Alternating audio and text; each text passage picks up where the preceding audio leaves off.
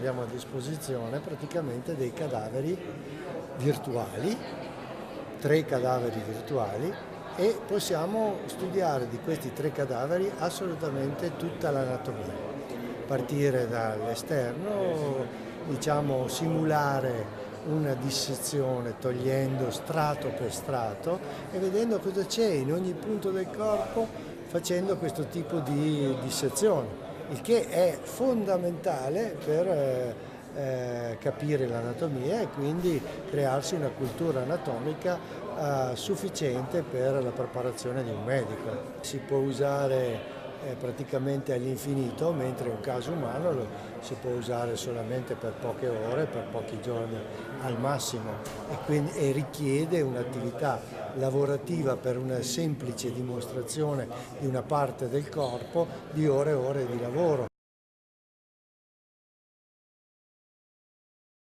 Togliamo prima manovra, togliamo la cute dell'addome e vediamo cosa c'è sotto.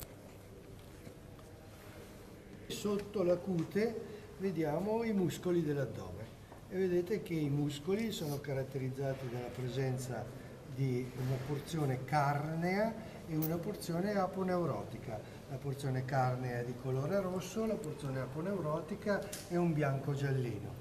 E vedete anche addirittura la disposizione delle fibre muscolari che sono oblique, infatti questo è il muscolo obliquo esterno. Il muscolo che si ha sotto queste fasce invece è il muscolo retto dell'addome, un muscolo lungo caratterizzato da iscrizioni tendinee. Non le vediamo perché ci sono le fasce, togliamo le fasce.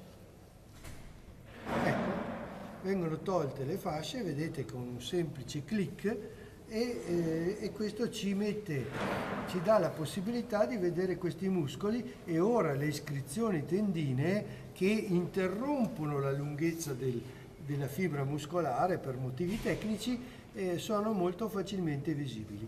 Se adesso togliamo questo muscolo entriamo all'interno dell'addome, cosa ci appare? Ci appaiono i visceri addominali.